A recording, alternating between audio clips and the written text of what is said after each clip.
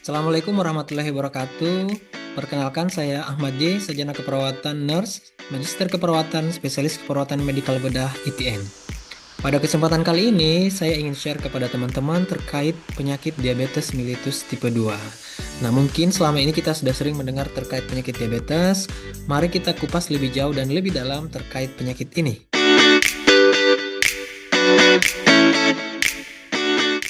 Nah, teman-teman, dikatakan diabetes itu biasanya orang bilang itu penyakit kencing manis.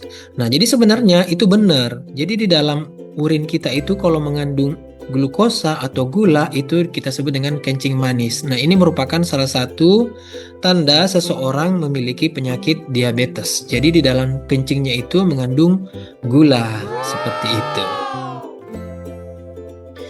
Nah, bagaimana sih seseorang itu bisa didiagnosis menderita penyakit diabetes?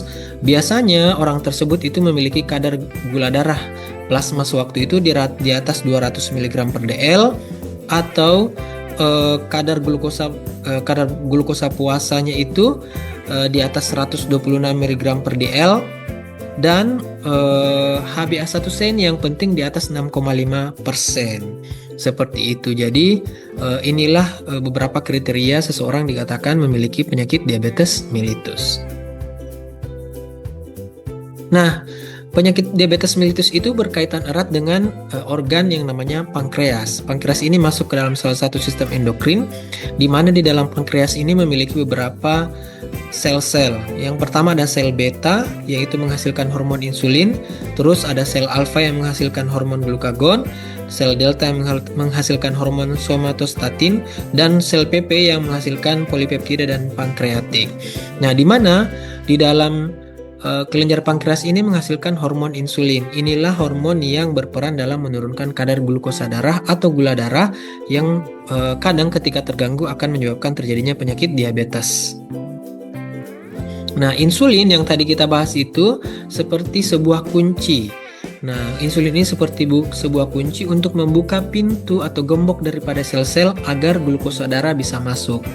Nah, kalau misalnya kuncinya rusak, ya insulinnya rusak, berarti tidak ada insulin, berarti itu bisa kita sebut dengan diabetes tipe 1.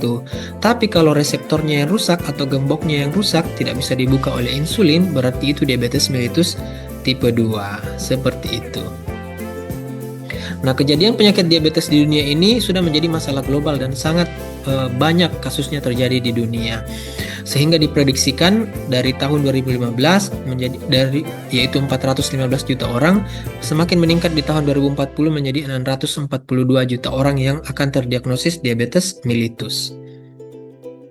Nah, apa sih penyebabnya seseorang terdiagnosis diabetes mellitus? Yang pertama, diabetes mellitus tipe 1 itu tidak diketahui penyebabnya, tapi banyak referensi mengatakan ini karena autoimun. Apa itu autoimun? Yaitu kegagalan sistem imun untuk mengenali sel yang normal sehingga dia menyerang sel-sel pankreas yang normal, merusak sel-sel beta sehingga tidak menghasilkan hormon insulin. Jadi insulinnya tidak ada. Terus untuk diabetes mellitus tipe 2 itu resistensi insulin. Artinya hormon insulinnya ada, tapi tadi gemboknya yang rusak, reseptornya yang rusak. Sehingga insulin tidak bisa membuka gembok dan tidak bisa menyebabkan glukosa masuk ke dalam sel untuk digenakan. Selain itu juga ada diabetes tipe lain yang karena penyakit, bisa juga karena diabetes gestasional yaitu pada saat kehamilan.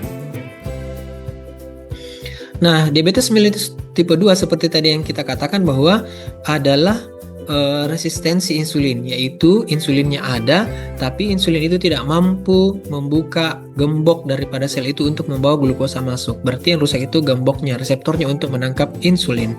Itulah yang disebut dengan diabetes mellitus tipe 2. Nah, penyebabnya diabetes mellitus tipe 2 itu paling sering karena pola makan yang tidak teratur, makanan-makanan yang tidak sehat, gaya hidup yang tidak sehat, dan paling banyak juga terjadi karena faktor kegemukan. Jadi sebenarnya ini semuanya berkaitan. Orangnya sering makan makanan-makanan yang manis, tinggi karbohidrat, terus dia jarang berolahraga dan menyebabkan dirinya menjadi gemuk. Oleh karena itu kebanyakan pasien diabetes itu diawali dengan adanya kegemukan. Seperti itu.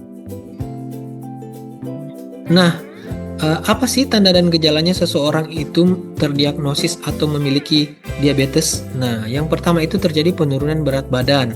Terus kalau ada luka, lukanya sulit sembuh, malah semakin membesar. Kadang dia sering merasa haus, juga sering merasa lapar, sering buang air kencing, dan kadang kulitnya gatal dan kering. Nah, inilah ciri-ciri seseorang yang memiliki masalah penyakit diabetes.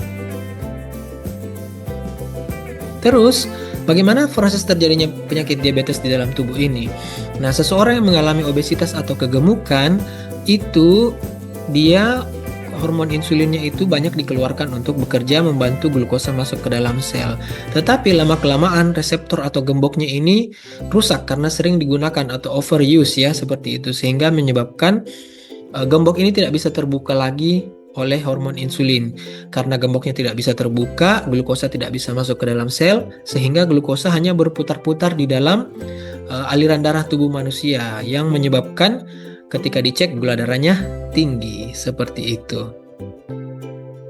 Nah, apa saja dampak yang akan terjadi jika seseorang mengalami penyakit diabetes? Banyak sekali masalah-masalah serius yang bisa terjadi.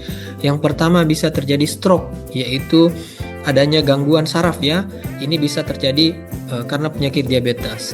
Terus bisa juga serangan jantung. Jadi penyakit diabetes ini selain menyerang sistem saraf di otak, juga bisa menyerang jantung kita sehingga menyebabkan adanya penyakit jantung. Bisa juga adanya gangguan pembuluh darah di kaki ya, yang menyumbat sehingga aliran darah ke kaki itu tidak lancar, yang menyebabkan misalnya munculnya luka pada kaki. Terus bisa juga adanya retinopati pada mata, adanya katarak, adanya glaukoma. Ini semua masalah pada mata yang bisa disebabkan oleh penyakit diabetes. Terus ada juga luka di kaki. Jadi luka diabetes ini di kaki ini paling sering muncul dan kadang sulit untuk ditangani, yang kadang berujung dengan amputasi. Terus selain masalah luka, muncul juga masalah penyakit ginjal. Karena ginjalnya sering bekerja dalam jangka waktu yang lama dengan kadar glukosa darah yang tinggi, lama-kelamaan menyebabkan ginjalnya itu overuse juga, sehingga ginjalnya kolaps, tidak mampu lagi menyaring dengan baik, yang menyebabkan terjadinya penyakit ginjal. Biasanya berujung dengan cuci darah. Terus adanya gangguan saraf perifer, seperti misalnya pasien tidak bisa merasakan nyeri. Jadi ketika misalnya ada luka, dia tidak merasakan sakit seperti orang pada umumnya. Nah, inilah komplikasi-komplikasi yang akan terjadi pada pasien-pasien dengan penyakit diabetes. Nah, bagaimana kalau misalnya seseorang itu sudah terlanjur terkena diabetes? Apa saja penanganannya? Nah, yang pertama yang perlu dilakukan adalah merubah atau mengubah pola makan. Jadi, dengan mengubah pola makan, ini akan membantu seseorang untuk mencapai kadar glukosa darah yang normal. Ingat, pasien diabetes itu yang perlu dipantau adalah kadar glukosanya.